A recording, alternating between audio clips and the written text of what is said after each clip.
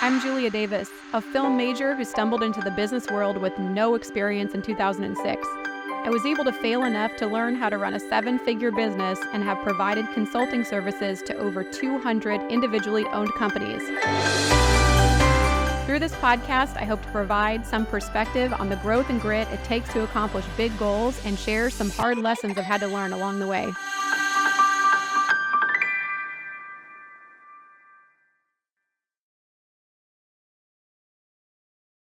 Welcome to the Growth and Grit podcast. Today I'm here with Malini Ratnam. She is a professor at UNT, helping students achieve entrepreneurial goals, as well as an entrepreneur herself, who's going to give us some insight on growth and development, how to overcome challenges, and what the next generation of entrepreneurs really looks like from her teaching expertise. So thanks so much for joining me today. I really appreciate you being here. Thank you so much, Julia. I really appreciate it. So let's get started on just your overall journey. So how did you get into the field of being a professor at UNT? I know that wasn't your initial career, right? No, not at all. Actually, I literally fell into it, I think, if I could say that. So I've been in the industry. I was in the industry for almost 20 plus years in the agency business, and then on the client side, specifically retail. My husband's job took us to Singapore. And to me, I would say that was a little bit of a turning point in terms of a self-discovery. I was working in a luxury retail firm there, but I think it was just a breath of fresh air being there. And it led me to a lot of paths of kind of taking charge of my own health, my physical well-being, my mental well-being. And I started to realize that was important for me to develop my own self-awareness and my own confidence and things like that, probably because I had just turned 40 then. And my son was in his teens. So through his eyes, I started to see that, teenagers go through so much that we didn't go through, or I didn't go through it when I was his age. I mean, there's so much more pressures. There's so many generational things that are more stressful for that generation versus what we did. And I started to feel like teenagers need that kind of help in terms of whatever I was going through myself, the self-discovery, the physical, mental well-being, and things like that. So back then, I wanted to do something for that age group. And I went down the path of, I am a food blogger. So I also started to say, maybe I should get into nutrition and wellness for the youth and things like that. So that sparked something in me to be like, I need to do something for this generation. Mm-hmm. But then when I moved back to the US, I was still working and looking for jobs. And one of my mentors from JCPenney, he was the president of JCP.com. I'd worked with him. That was the first person I met literally 2 days after I landed back in the US because I was looking for a job. Yeah. And the one thing he told me after a bunch of different networking opportunities was, have you thought about teaching? And I looked at him like he was crazy because I was like, I've never done this before. This is nuts. And he said, just give it a shot. Maybe try and we have an adjunct lecturer position at UNT. So why don't you do that? And that's what started it. I joined as an adjunct in 2016. What is an adjunct for people that don't know that are watching this? So it's somebody that you can basically teach one class or two classes, but you're not a full-time. It's literally a part-time position. You're paid by class, not as a full-time lecturer, mm-hmm.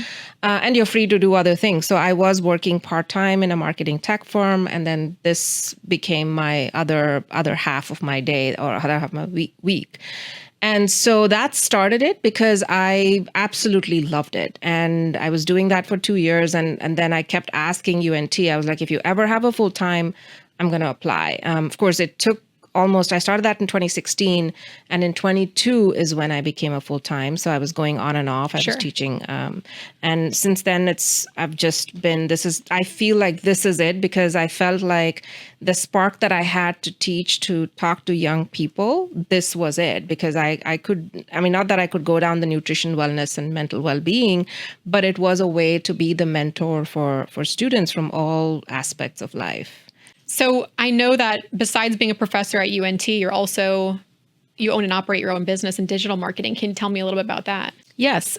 So I started this business called Mantram Digital. Okay. I started it about 9 years ago to work with small business owners to help them grow their digital presence. And The point then, and I say then because it has evolved over the years, but as I started it, it was really to help businesses understand that every business, big or small, they have their unique purpose, just like all of us have our unique purposes. So it is really identifying their digital mantra and putting that out there. So that can be in the form of paid social media posts, SEO, paid search, email marketing, all of the above.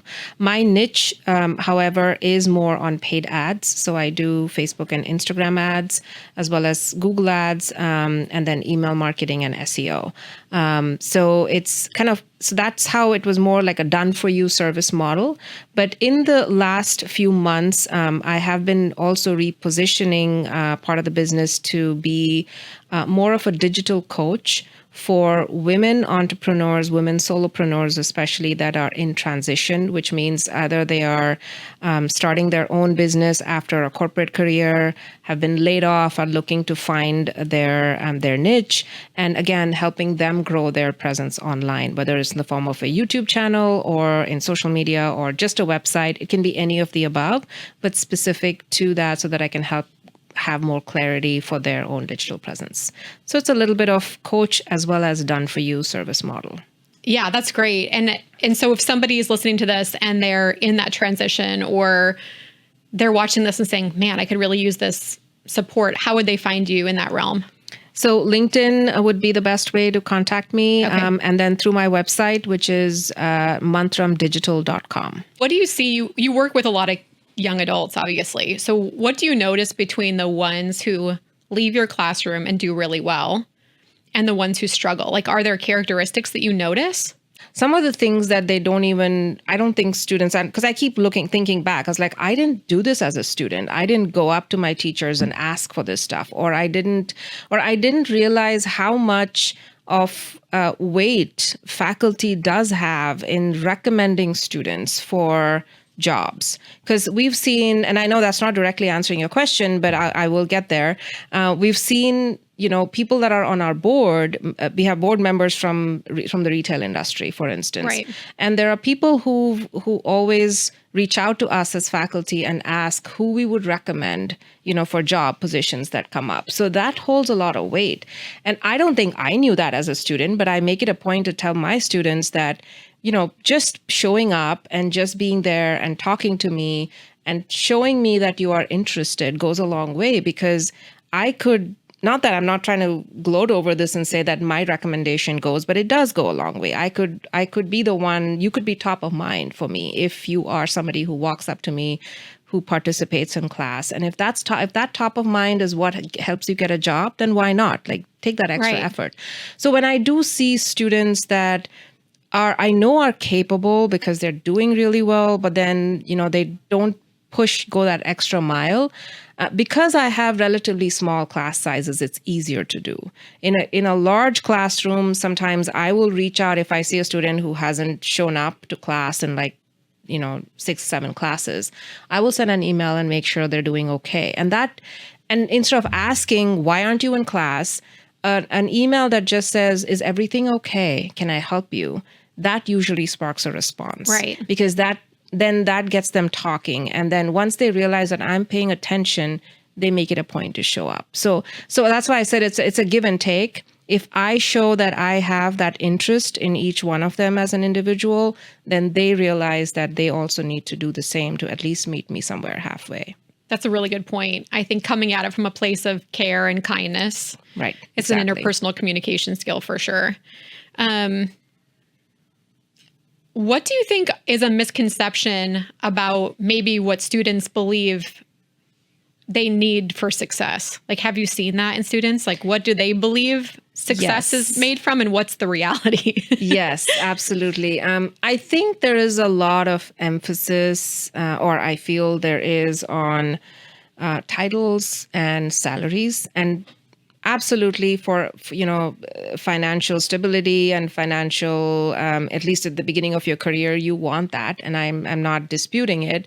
But what I think students need to know is that there is more to it than that. And for the longevity of their own careers, it's important to show up as themselves. It's important to have that confidence, and I know it's hard because as you know, as young people, and it's easy for me to look back and say that that's the right thing to do. But the ones that develop that inherent sense of confidence, maybe an inherent sense of leadership across different projects and things like that, they thrive better. It's easier, and also a sense of adaptability, because I also feel that students, it's besides the titles and the money, it's they have a set thing in their head, and they feel like if they don't get that right away, it's a failure. Right. You know, and having that sense of openness and adaptability to be like, okay, if I wanted a job in retail and I got a job in a hotel doing marketing, so what? You know, so it's still marketing, right? I mean, Right. So what if it is retail and it's hospitality and it's not marketing? I'm just giving an example from my department, or in an ad agency or in a consulting firm. I truly believe, and that's something I will tell them, that, you know, if you join an agency or a consulting firm, think about all the industries you're exposed to. Right. Why would you want to just go and join a company that is just a certain specific industry? Because then you're getting molded into that industry versus being exposed to so much more if you join an ad agency or if you join any other consulting firm. Yeah. So to me, and there is a little bit of a hesitance there, because they feel like, oh, I have a degree in merchandising, so I need to go into retail, and that's success, you know, or I have a degree in fashion design, so I need to go join Louis Vuitton tomorrow because that's Right. going to be. So it's that sense of, you know, maybe a sense of rigidity in what they really want. And it's good because a lot of them know exactly what they want, but then also having a sense of openness and adaptability helps, I think, to We thrive. do. That's great. And we do a lot of, in the direct sales industry, we do a lot of interviews throughout the year with college kids coming in January, May, August, you know, kind of all over the map. And something that we notice is there's two different types of college students that come in. One, are like the hardworking grinders, right? Yeah. That are like, we get it. Our parents build businesses. We know we have to start at the ground up. This is just how it works. Right. And then there's another set that comes in like slightly entitled, right? That's like, Yes. well, I have a college degree, so I should be making 80 grand a year right off the jump. I have a college degree, so I think I should already be in a position that oversees others with no experience whatsoever. Right. So what advice would you have for these? Because a lot of the business owners are pretty young. So this like the young leading the young, you know? Yeah. What advice would you have for these young business owners to handle that type of attitude with all your experience? Like, what tip could you give them? I think it's maybe putting them in some sort of a situation where they are working with different ways or different personalities of people, and having that as because I find that again, I go back to group projects, right? And that's a huge learning environment, because that's where the different personalities are pitted together. You have somebody with that kind of an attitude and somebody who's maybe a little shy, but giving each one of them a role and seeing that happen and thrive between each other, and maybe giving them incentives and points for it as to how each one of them can come forward and participate in that kind of an environment. I feel like that's a learning space. And there's going to be a lot of drama. There's going to be a lot of, different heads being butted together, but that's where, and I love doing that to a certain extent. It does get a little tiring after a while, but I love doing that to initially be the mediator and diffuse that to a certain extent, because I find that after they learn through that process, they've become so much more wiser and so much more mature. I teach a class which is all about a challenge where, it's cracking a case study. And this is where I see this kind of personality clashes, because somebody who's very entitled and somebody who's just not ready to participate, and then feels like I'm giving up and I'm just dropping this whole thing. Because in the real world, you can't do that. You can't say that, I don't get along with this person, so I'm quitting this job, right? But I've seen students say that I want to quit this class because I can't handle this anymore. And that's where that's the learning experience. That's the point where, I can come in as a mediator or as a mentor to see how we can help them survive that kind of situation. So to me, that, putting them in situations, even in a work environment, that helps actually, adjust with each other would be the best way to do it. That absolutely. I think our problem might be even getting them in the door, right? And helping them understand that, no, you're not entitled to an $80,000 paycheck. Okay. And teaching them that. You know what I mean? Because yes, I think we have a hard time explaining, look, and we say this, like, you have no experience. Right. You have no leadership value currently. Like, maybe you think you're a leader, but you've never led anybody. Right. So we would either need to teach it to you on our dime, which we're willing to do, and invest that time and energy into you, or this is not going to be the right fit kind of thing, because we just can't, it's hard for us to overturn that, and that kind of mentality. Yes.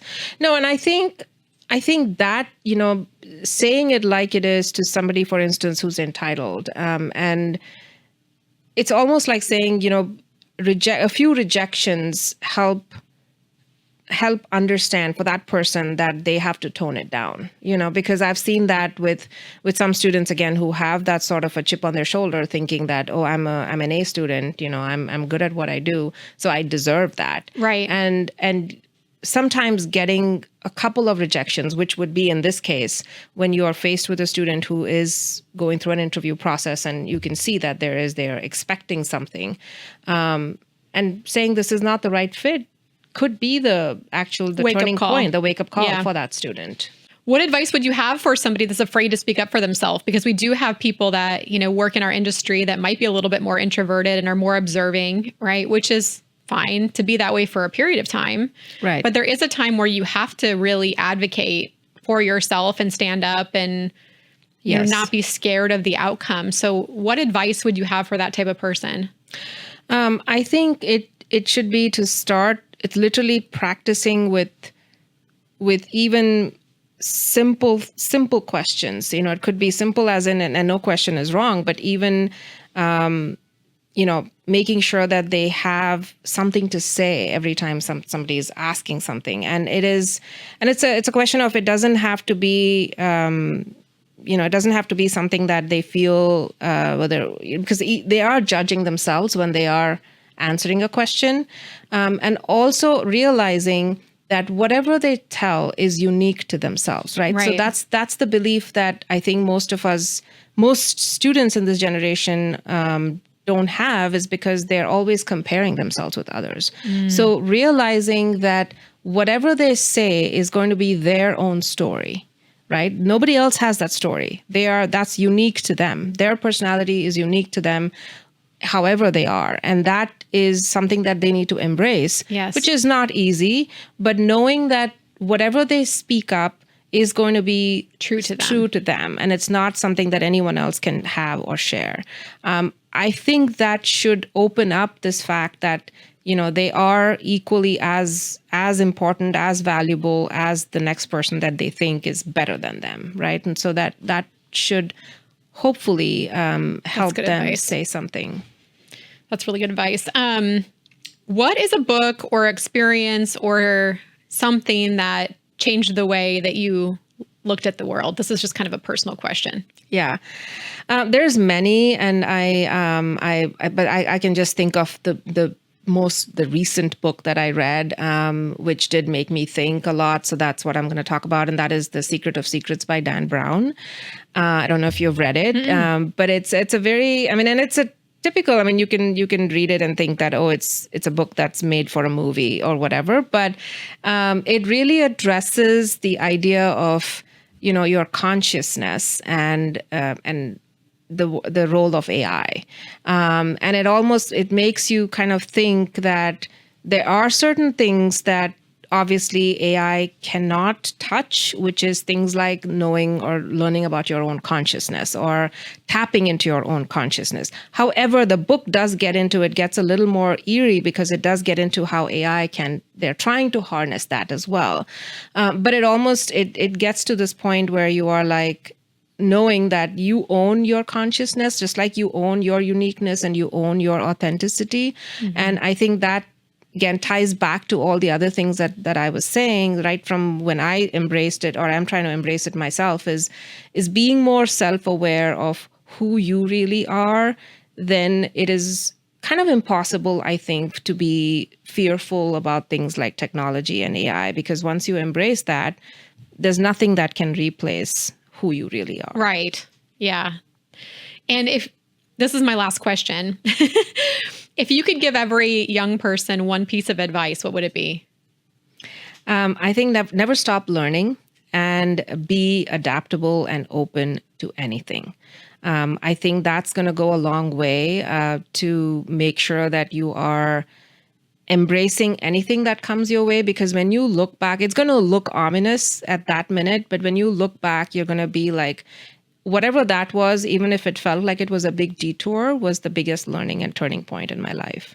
So always be open to learning and be adaptable. Thank you so much. And what if people want to find you on LinkedIn? We'll share your LinkedIn profile in the description, so you can look on there to find Malini on LinkedIn. And I'm sure she'll be happy to field any messages or questions that you might have in the future. So thank you so much for joining me today. Thank you. I really appreciate this opportunity.